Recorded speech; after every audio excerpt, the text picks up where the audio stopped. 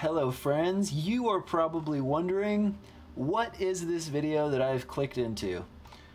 Well, this video is going to be a project log for my new High Elf army. I am looking forward to jumping into some sweet, nostalgic Warhammer Fantasy battles, aka the old world, as they're calling it now.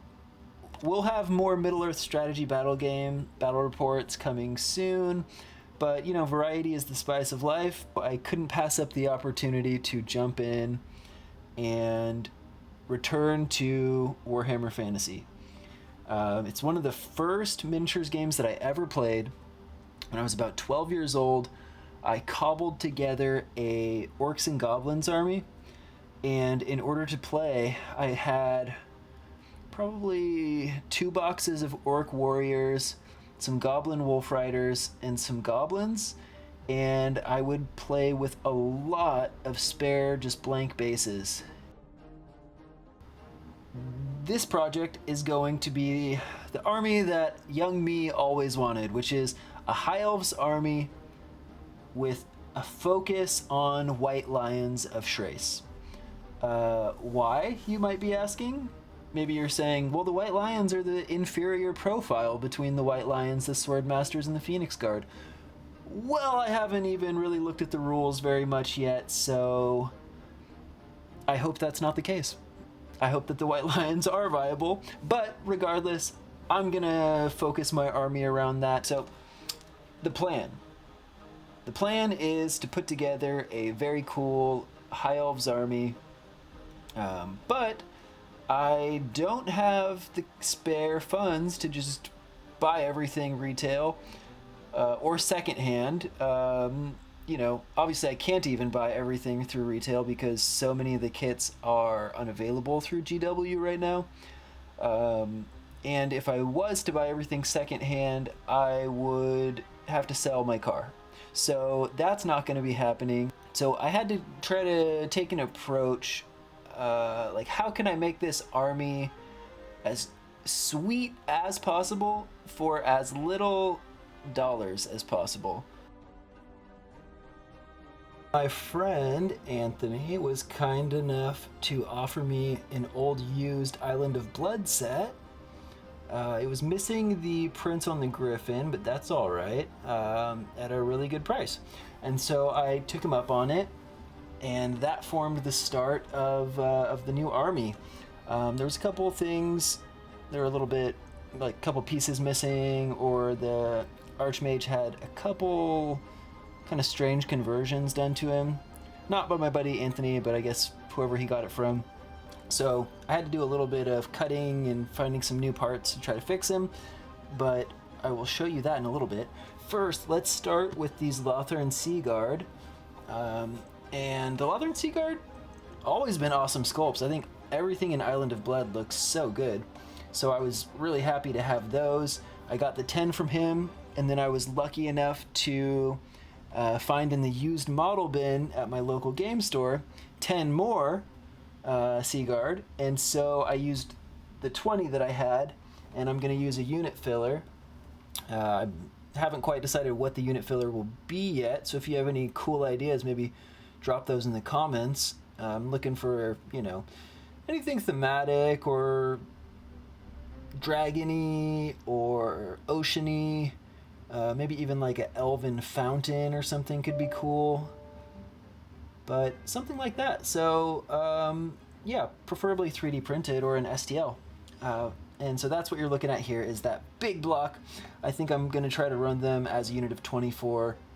That might change, of course, as I get familiar with the rules, but that should be pretty neat. Okay, so next up, what we have here are 10 Phoenix Guard and 10 Swordmasters. The Swordmasters were from the Island of Blood, and the Phoenix Guard were a lucky find at my local game store at the used model bin. I got these for $10. It's the kind of price where I was like, I'll snatch these up and maybe I'll do something with them later. Some of the halberds are snapped, but I can fix them. They're honestly painted pretty nicely. I'll definitely be stripping them anyways, just so I can repaint them to match everything, but pretty cool. Nice find. I think if Phoenix Guard ever come back in stock on GW's site, I would be tempted to pick up 20 more and do like a big block of 30, but we'll see. Next here you're going to see the Archmage from Island of Blood.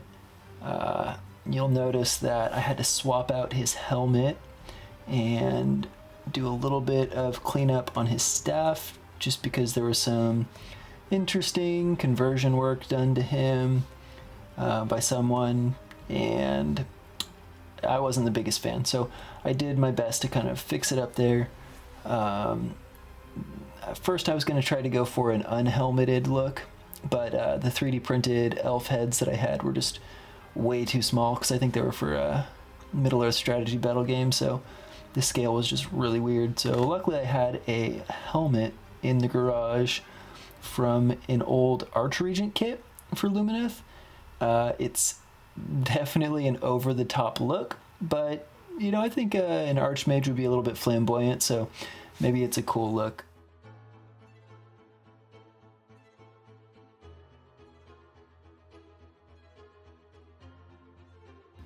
I'm not a purist. I like 3D prints. The technology has come crazy far over the last 5-10 years, something like that. I don't know. I'm not super knowledgeable about it, but I just know that there are a million Patreons and cool creators out there making awesome sculpts. So I did some digging around and I was able to find some really neat White Lion sculpts that I liked. And so I started there. I got some White Lions, command group, and a couple White Lion chariots, and then I also ordered a White Lion hero who comes with a cool lion. And so I figured with that I would probably steal the lion from that to use as a unit filler, and then have the character probably be, I don't know, my White Lion-themed character, either prince or noble. And I would most likely be magnetizing the chariots so that he could be an option to be mounted in a chariot, because how badass does that sound to have a sweet high elf noble or prince rolling around in a lion chariot. And then here in this slide you'll see the sentinels all ranked up. I wasn't sure how they were going to rank up actually, and it was kind of a pain in the ass because I had to cut them off of the old 32mm rounds, and man, I really wish that I had not used the Tamiya plastic cement for that. If you know that plastic cement is really cool and gives a really pretty fast bond, but it does kind of melt them together, so it was kind of a nightmare to get them off of the bases. But I think that once I do basing, it'll all hide all of the remnants of that. You'll probably notice a little bit of that on the bolt thrower as well. Next to them is the I'm blanking on the name. Is it Star Shard Ballista? Something like that. It's like the Lumineth bolt thrower. I think it's pretty cool. I know that it's supposed to go on a 50mm square, and so that's what I kind of put it on here. It doesn't quite fit on the 50mm square, so I had to get crafty and chop it up a little bit so that the guy firing the ballista is on his own separate base. But it looks pretty good actually on the 50 in that way, so I think that'll look kind of cool once it's all based and painted up.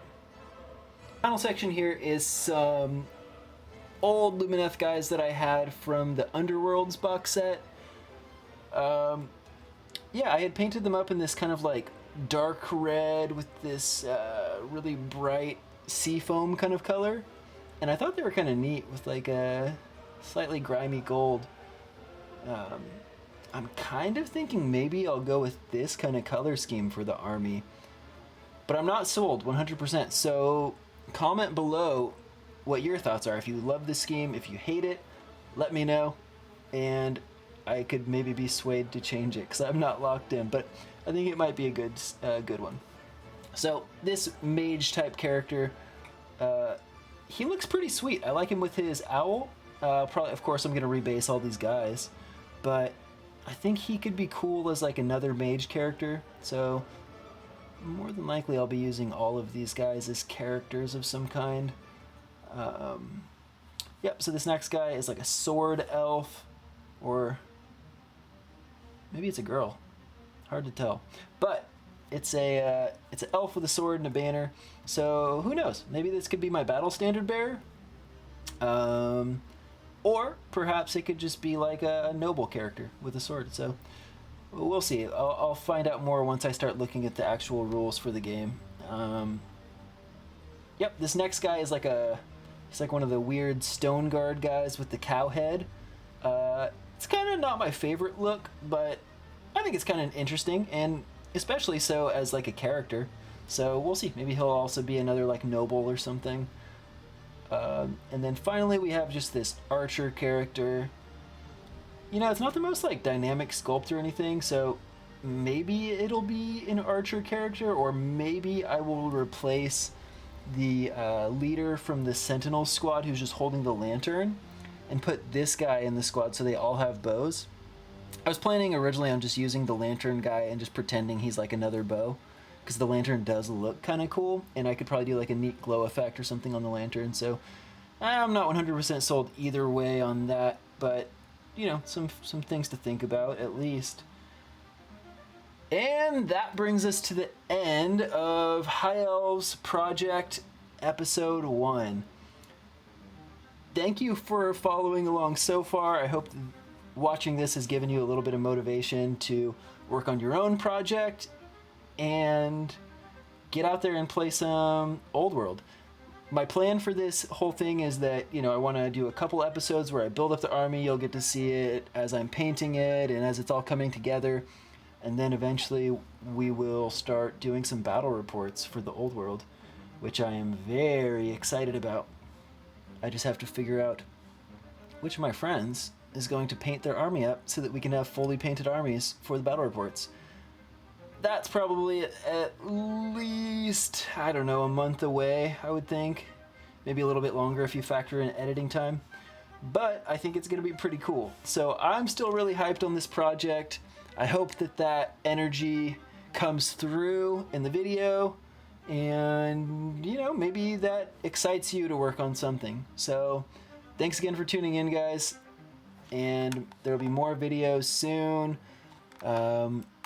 Yeah, got some options, you know. Could be another Middle-earth battle report. I have been working on some Rivendell elves for that. I'm also working on some tiny American Civil War guys.